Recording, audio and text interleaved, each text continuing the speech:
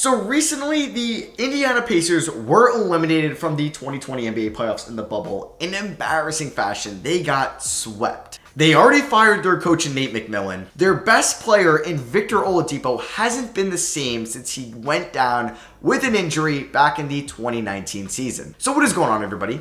How is everybody doing today? In today's video, we're going to be discussing 10 potential trades that could happen with Victor Oladipo here in the 2020 offseason. I'm not saying Victor Oladipo will or should get traded. I'm just saying if he is on the market here, maybe some trades we can discuss. He is going to be an unrestricted free agent in 2021. He has already turned down a 4-year, $80 million contract extension the Pacers gave him a couple months ago. And it's really hard to kind of predict his value on the trade market because he hasn't been the same player since he went down with that injury, that leg injury back in 2019.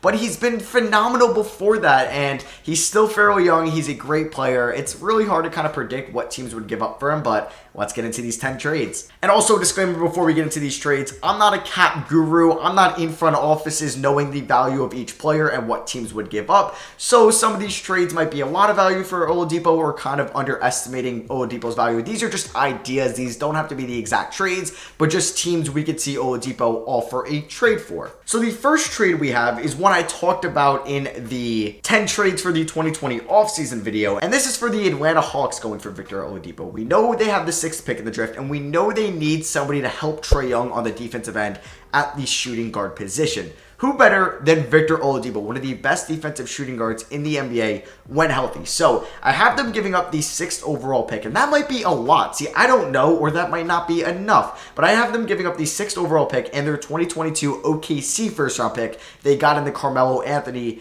3-team trade last year. Or I guess that would technically be from 2 years ago. But yeah, this is going to be kind of solving the problem on the defensive end for the Hawks. We know that Trae Young is their franchise player, but he's also not the greatest defender in the world. So adding Victor Oladipo would really help Trae Young on the defensive side of the ball. And the Indiana Pacers, they clear up a little bit of cap space. They get 2 first-round picks in return. They could draft maybe Oladipo's replacement at 6. Either it's like a Tyrese Halliburton, a Killian Hayes, somebody like that, or possibly Denny Avdija falls to 6, or Isaac Okoro, somebody like that they can kind of replace with Oladipo and have a little bit of cap space down the line. They also get a 2022 first round pick they can use. Obviously down the line we don't know where that will be because we don't know how OKC will be in 2022, but Atlanta basically gets the defensive player they want next to Trae Young, who has offensive skill in Oladipo, and then the Pacers clear up some cap space. They get some reassurance knowing they don't have to lose Oladipo for nothing in 2021. They get a top 7 pick in this draft, and they get a 2022 first round pick. Next, we have the team that has the number 1 overall pick trading for Victor Oladipo, but they're not giving up the number 1 overall pick. Don't worry. I'm going to have the Minnesota Timberwolves offer Jarrett Culver, who was the 6th overall pick in the 2019 draft, the 2020 first round pick they have from Brooklyn that was in that massive 4-team trade at the deadline.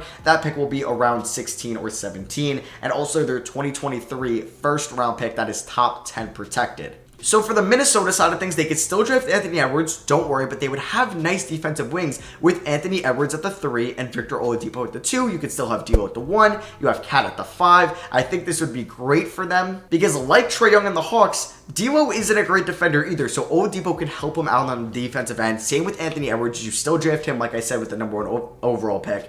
And then for the Pacers side of things, you get the 6th overall pick last year. You could still make something of Jarrett Culver. He's not the worst player in the world. He just had a rough rookie season, but he was on one of the worst teams in the NBA. You get a top 20 pick in this draft, and who knows, they could draft somebody well. They draft well in the past with Kevin Pritchard and Chris Buchanan, and then they also get a 2023 first round pick top 10 protected that can convey into a 2024 unprotected first round pick. I wasn't gonna have them give up their 2021 because obviously that is going to Golden State, and then due to the stepping rule they can't give up 2022 either. So for Minnesota, they get somebody that they can put next to D'Angelo Russell in between Anthony Edwards, and then Indiana, they get the 6th overall pick from the 2019 draft and 2 first round picks. Now I really couldn't come up with a good Knicks trade, but you know the Knicks are always going to be in trade rumors, so I came up with Kevin Knox, a 2nd round pick, and 2 first round picks. Now you might want to throw in another first round pick. You might throw in Frank Ntilikina, and that's still probably not enough. I just wanted to put the Knicks in here because for the Knicks, you get Victor Oladipo. You could play him maybe at the 2 and then move RJ Barrett to the 3. You could definitely have those 2 players as your wings. The Knicks weren't the worst defensive team in the league last year either, so Oladipo only help out that defense, and they have a great rim protector in Mitchell Robinson already.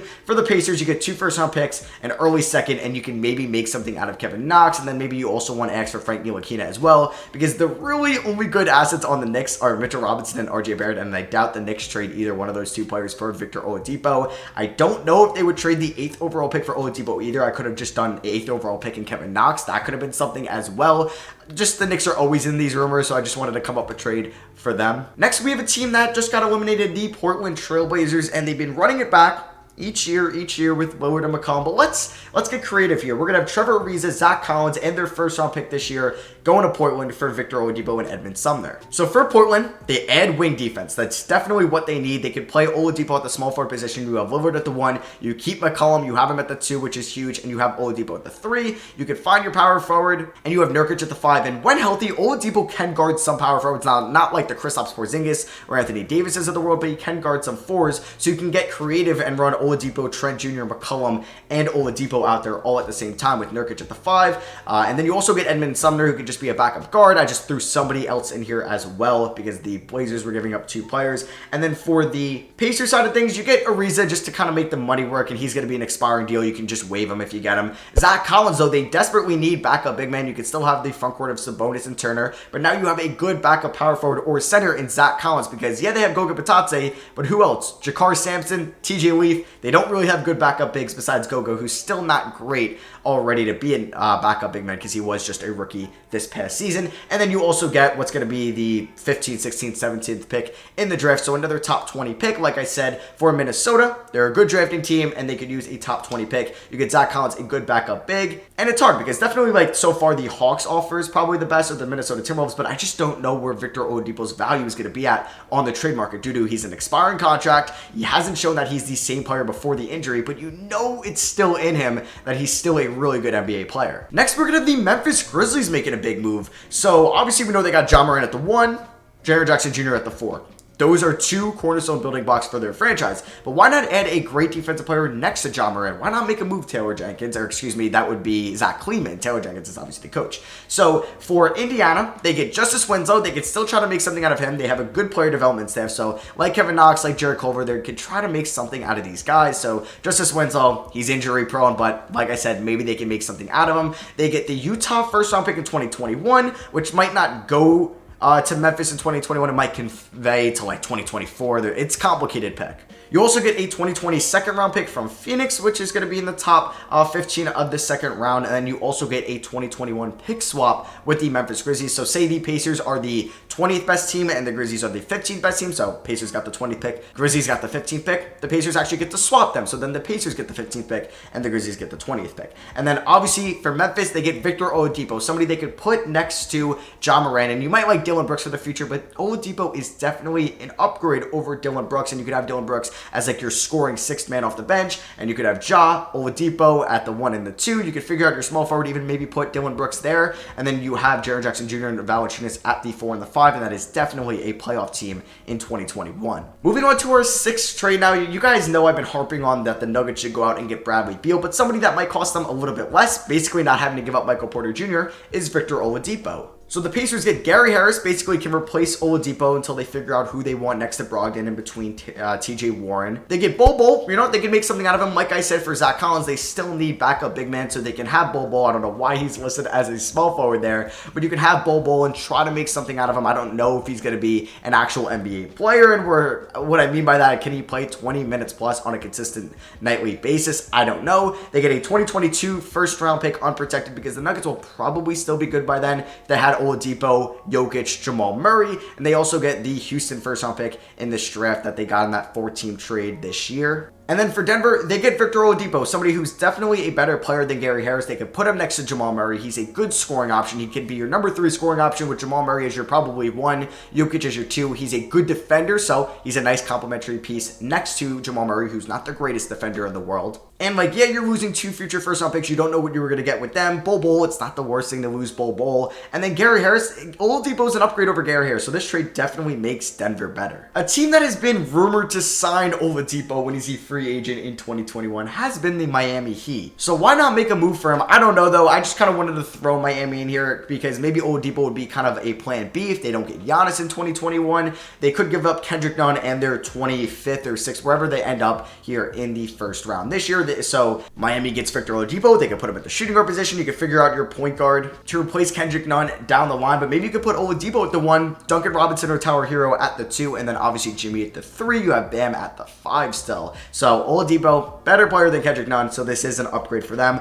but losing that 2020 first definitely hurts. And for Miami, you get a good, still young player in Kendrick Nunn that you could play as maybe your backup point guard or maybe as your starting shooting guard if you like him next to Brogdon, or maybe like Brogdon as a shooting guard better than a point guard. And you also get another first round pick in this upcoming draft because they don't have their first round pick in this 2020 draft, so they kind of need something. So getting a first round pick in return isn't bad whatsoever, and you at least get Victor Oladipo. You get some value for Oladipo before he may walk in 2021. Third to last trade, we are going to have a interesting swap basically. So I'm going to do the Indiana Pacers trading away Victor Oladipo and 2 second-round picks for Buddy Hield. And the reason why I have the Indiana Pacers throwing in second-round picks is just because Buddy Hield is under contract for 4 more years. Yeah, 4 more years. Oladipo is only under contract for 1 more year. So I do believe that Indiana should be throwing in just a little bit more just because of contract control. And we know that Buddy Hield might get traded in the 2020 offseason. Why not do a weird 1-year swap? And you can maybe get Oladipo next to De'Aaron Fox. Maybe Oladipo likes it in Sacramento. You can get him to a contract extension.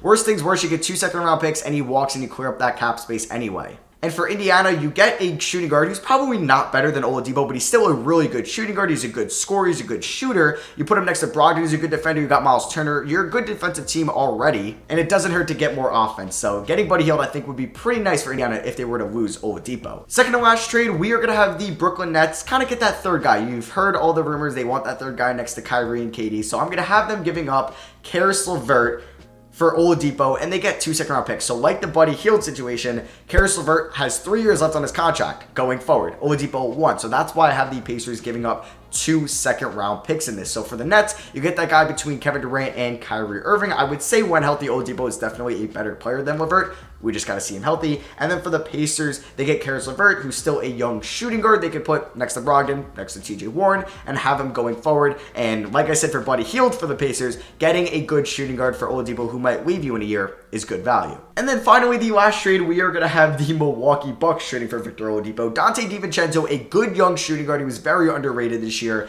Ersan Ilyasova just to make the money work, even though this hasn't failed anyway. And then the Pacers get their first round pick back, which will be around 18-19 in this draft. So for Milwaukee, they get a good defensive player they could put like at the 2, so you could still have Bledsoe at the 1, Oladipo at the 2, Middleton at the 3, Giannis at the 4, Lopez at the 5. That is a damn good defensive lineup. And then for Indiana, you get a good young shooting guard who was drafted in 2019 in DiVincenzo. You get another first round pick back, and then I think this is solid value for Oladipo who might leave in a year. So yeah, those are going to be my 10 potential trades that could happen for Victor Oladipo in the offseason, and I know they're all over the place in value. I just don't know what teams would offer for Oladipo. He's an expiring contract. He's coming off this injury. Yeah, we've seen him play a little bit, but he's not the Oladipo of old. So I just don't know what teams are going to offer him. Let me know what your favorite trade is that I mentioned in the comments below. Or if you have any better trades that I didn't mention, please let me know, because I'm going to be reading all the comments because I'm intrigued to know if I missed anything, or maybe another team that I didn't mention would trade for Oladipo. Like maybe you think Dallas would, or the Lakers. Let me know. But yeah, drop a like if you guys did enjoy. Tomorrow on Thursday, you guys will be getting my last 2K20 video, and then we're going into 2K21. So thank you all for watching. I love you guys, and I'll see you guys next video.